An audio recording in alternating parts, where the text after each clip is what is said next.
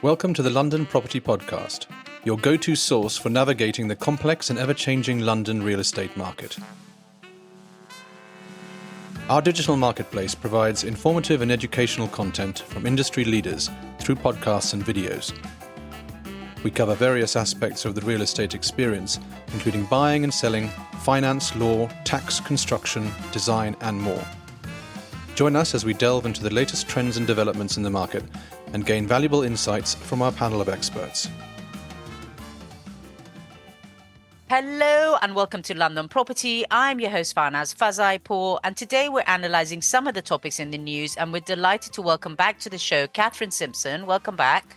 Thank you. It's lovely to be here. Katherine, before we dig deep into the leasehold reform and what's actually the update and going on, can you just give us a little brief 30-second review of your area of expertise and the history of your experience in this field?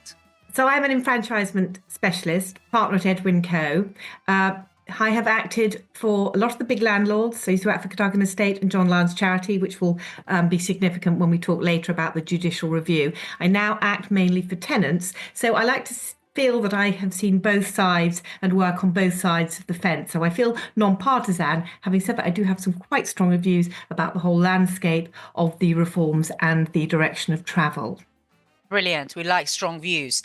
So we're going to go straight into this because obviously it's a very focused conversation about what's actually in the news. And what we are seeing when we do our news bulletins is twofold. One is that the big landlords have gotten together and they've started a legal action against the government in order to protect their human rights. Yes. And the second is that the Labour government have gone back for consultation specifically to do with service charges and how leasehold buildings are run and managed and how much they cost. Yes. Correct? Absolutely correct. So what would you like to start with? So I think perhaps start with the consultation that's just been announced on the 4th of July on the whole service charge thing, which is really where the whole essence of the leasehold gripe for leaseholders lies. We know that there is appalling management out there by some managing agents. I'm not going to damn them all. There are some brilliant ones. Poor leaseholders are subject to very high service charges. The system is not transparent. It's not regulated. People are buying leasehold flats and then feeling completely trapped. There's been a lot of stuff out there in the media about it. There are leasehold groups championing the causes of leaseholders, which is absolutely right, exactly how it should be. And it's great now that we have this consultation, which will end on the 26th of September. And to cure, hopefully, what are the fundamental ills of leasehold reform. So I'm just going to add a few comments here on the subject of managing agents and how buildings are run. And I think one of the flaws is that the majority of the actual value of the properties is held by the leaseholders, and the freeholder is actually calling the shots. So that's something there that I guess, just as somebody who's outside looking in, I question. But also, I think that, having the managing agents, the way that they actually operate and charge for their services is not aligned with the interests of the people. Because if they were actually being paid for the work and the consultation that they're doing, rather than, getting a management fee on works that they instruct, then there'll be a little bit more of a balance about how things should be run. So, bad-mouthing the industry is one thing, and I don't disagree with you. Some managing agents, I call them the FYIs. They just forward you long reels of emails, and it's up to you to figure out what's going on. But, there should also just be a change in the way that things are done. But back to you. Yes, so the consultation will address all of those things. You're absolutely right, Farnaz. All those things are problematic. And actually, will actually make life easier for managing agents, because a lot of the process about service charges, how they're set out, major works consultations are going to now be prescribed. Right. So there shouldn't actually be any excuses. People will know what they're in for. Major works will be subject to planning. We all know what it's like if there's a problem and, your roof gets a hole in it, whether you own freehold or leasehold. It's a responsibility. It has to be paid for. But planning is needed because most people can't just, drop a few thousand to contribute to a service charge. So it will make that landscape much, much fairer, more transparent for everybody. And that's a really good thing. And as I say, that's one of the fundamental ills of the whole leasehold system, is really how buildings are run and managed, because they are communal things. It's not like, owning your freehold house where the decisions are basically yours if you want to let it fall into disrepair. So that's fantastic. But I think there is, however, a danger of conflating the service charge issue with the enfranchisement aspects of the 2024 Act, in particular, that being designed to make enfranchisement easier and cheaper. And let's not forget that the Leasehold and Freehold Reform Act 2024 is basically a smorgasbord of new legislation, picking bits that need to be addressed. So service charges, things to do with conveyancing, buildings insurance, and in particular, making enfranchisement easier and cheaper. It's proposing a new valuation methodology, which includes the very highly controversial abolition of marriage value from the calculation, landlords' costs not being recoverable, which I have a particular view on, and also capping ground rents in the enfranchisement calculation, not capping ground rents generally. That's a whole separate thing, which isn't addressed by LAFRA, which is the 2024 Act. Right. And so the big landlords, as we read in the news, have all clubbed together and they're actually taking legal action against the government. Can you tell us a bit more about that? The judicial review will be heard in mid-July. It's quite easy, I understand, and this is not my area of expertise, to get a judicial review. Much harder is winning it. It would seem that the case is quite compelling, but clearly leaseholders groups don't see it that way. The 3 points in issue are the removal of marriage value from the calculation, which is going to deprive landlords of a huge amount of income. So the whole point about human rights, and this is a very basic summary, I'm not a human rights specialist, but is whether you are properly, you have to be compensated properly. So in accordance with, the market, and removing marriage value, but it's not actually the removal of marriage value. It's actually it'll actually be transferring it, because marriage value does exist as a valuation concept. And that's one of the things you will hear the leaseholder group saying, is that marriage value is some sort of fiction designed to line the pockets of greedy landlords. And, there's a lot of hype and polemic out there on that. Marriage value does exist. And the way to look at marriage value, and this is the way the industry sees it, is you've got a pair of vases. Together, they have more value than individually. Those vases in the leasehold landscape represent the freehold and the leasehold. And when you put them together, which effectively is what happens when somebody claims the freehold or an extended lease, which is like claiming a big bite out of the freehold, they together have more value together than as separate, which is the marriage value.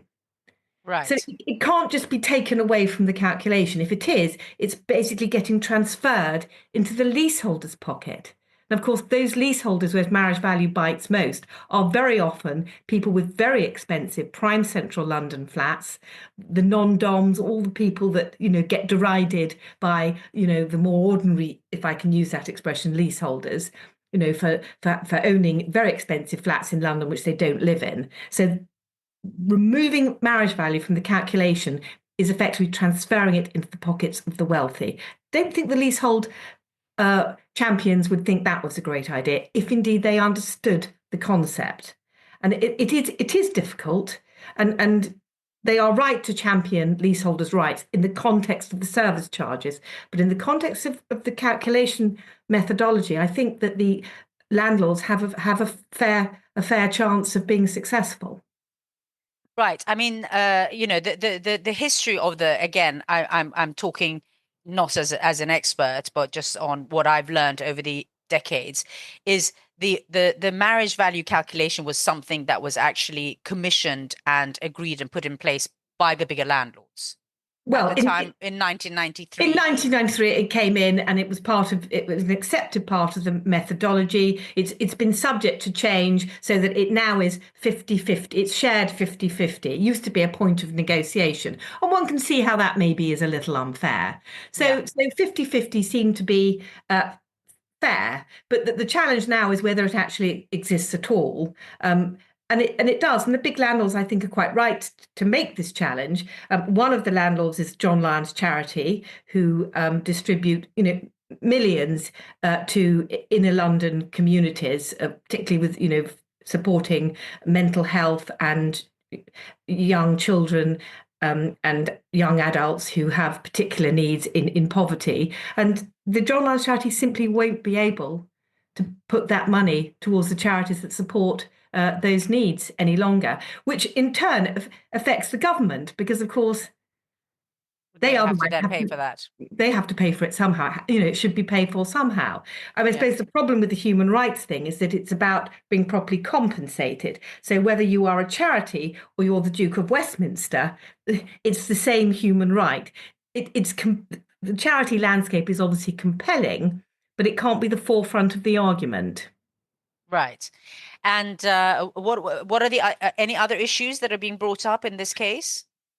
Yes, the capping of ground rents in the calculation. Again, same point of principle in terms of marriage value. Why should you cap a ground rent that otherwise is in the lease? And it's been capped at 0.1%, which is considered the point at which a ground rent becomes onerous.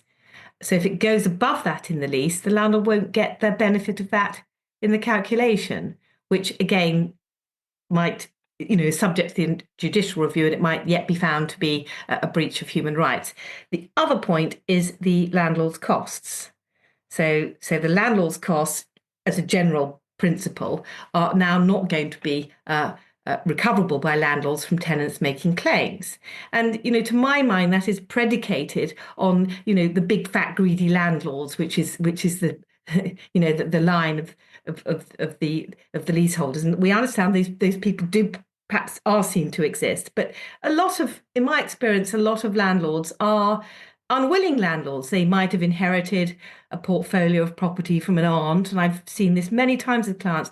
It's a complete burden to them. Why on earth should they have to bear their costs when they get a claim to extend their lease? It's like EasyJet cancelling your flat, not compensating you properly, and then charging you, cancelling your lease, not compensating you properly, and then charging you. It's inherently unfair. Yeah, I can see that point. But at the same time, I think there could be a compromise where, if you are capable, willing, and you've made a claim and you're going to go through with it, then I can see that there might be a way of dealing with the landlord's costs in a different way than if people might keep trying and not doing it, and the landlord is paying for each time there is a failed attempt. Yes. And those costs escalate. So all these things should, I have these conversations not just to do with the legal aspects, but with the tax, stamp duty, whatever it is when we're talking about property. The unfortunate reality is that it is a ping pong for the governments, in political voting, that they use this, but very often they don't actually take the advice of the professionals who live this, the way that they should. But in your community, what do professionals like you who handle these things, what do they think would be a good compromise on all of these fronts as a way forward that maybe the government is not considering? I mean, to be fair, the Act does carve out scenarios where tenants will have to pay landlord's costs, but the blanket starting point of no recovery, I think, is generally considered to be quite unfair. Essentially because of this point that not everybody is a Duke of Westminster, and what will happen is that landlords therefore will shy away from seeking proper legal and valuation advice, and it will then store up problems, and more problems will have to go to be determined by the tribunal. So that will be an unintended consequence, I think, of the cost landscape not being fair. Yes, I think the landlords being evil is a topic that's been quite loud, whether it comes to leasehold, freehold, or whether it comes to people actually providing rental stock.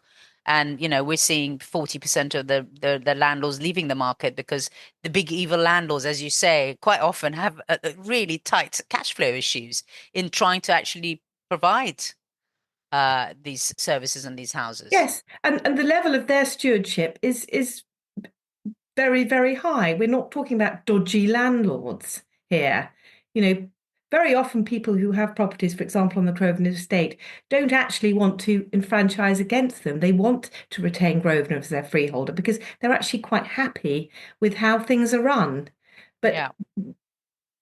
And then, of course, we then have this cry to abolish leasehold, which is sort of born out of the concept of the big greedy landlords. No, it's really out of the, I would say, few landlords, but I'm sure there are people who will have many examples of rogue landlords, and again the whole service charge issue, which comes back to the consultation.